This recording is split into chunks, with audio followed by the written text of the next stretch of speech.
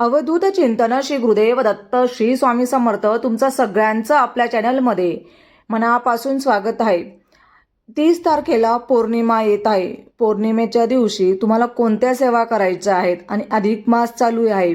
अधिक मास मध्ये विष्णू भगवानांची भरपूर सेवा करायची असते। ज्या घरामध्ये विष्णू भगवानांची सेवा केली जाते त्या घरामध्ये माता लक्ष्मी नेहमी अखंड वास करत असते। म्हणून तुम्हाला त्या दिवशी पौर्णिमेच्या दिवशी तुम्हाला सत्यनारायण करायचं आहे। सत्यनारायण कसा करावा किंवा त्याची विधिवत पूजा तुम्हाला ज्या स्क्रीनवर दिसत आहे तशा प्रकारे तुम्ही विधिवत मांडणी करायची आहे। आणि ज्या ठिकाणी जे आपल्याला 5 अध्यायांचं सत्यनारायण पूजाचं पुस्तक भेटतं त्या पुस्तकात 5 अध्याय आहेत आणि ते अध्याय पठण केल्यानंतर तुम्हाला महाप्रसाद म्हणजेच शिऱ्याचा प्रसाद आपल्याला बनवायचा असतो आणि तो प्रसाद आपण आपल्या घरच्यांनीच खायचा असतो। जेव्हा आपल्याला पौर्णिमा येत असते त्यावेळेस आपण संध्याकाळची म्हणजे ज्यावेळेस लक्ष्मी येत असते त्यावेळेस आपल्याला ही सेवा करायची असते। म्हणून तुम्ही अशा प्रकारे मांडणी करून सत्यनारायण पूजा तुम्ही आवर्जून करू शकतात। सगळ्यात उच्च कोटीची विष्णू भगवानांची सगळ्यात महत्त्वाची सेवा आहे। म्हणून पौर्णिमेच्या दिवशी अधिक महिना चालू होईल। अधिक महिन्यामध्ये आपण विष्णू भगवानांची सेवा करत असतो।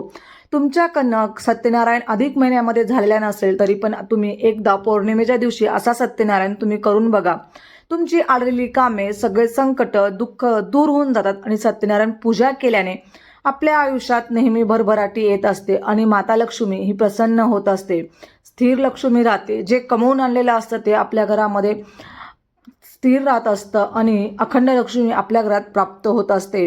म्हणून आवर्जून तुम्ही पौर्णिमेच्या दिवशी संध्याकाळी नक्कीच सत्यनारायण पूजा विष्णू भगवानांची सेवा करायची।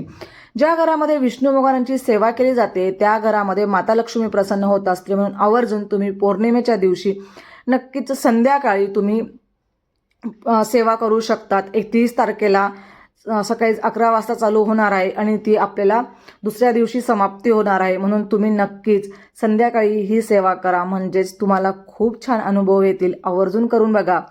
तुमच्याकडे जर श्रीयंत्र असेल तर श्रीयंत्रावरती कुंकुमार्चन 16 वेळेस श्री सूक्त पठण करून तुम्ही आवर्जून नक्कीच तुम्ही श्रीयंत्रावरती कुंकुमार्चन करू शकतात। अशा तुम्हाला पौर्णिमेच्या दिवशी विष्णू भगवानांची आणि माता लक्ष्मीची सेवा करायची आहे। तुमच्या घरामध्ये कुलदेवतेचा टाक असेल तर टाकावरतीही तुम्ही कुंकुमार्चनची सेवा करू शकतात।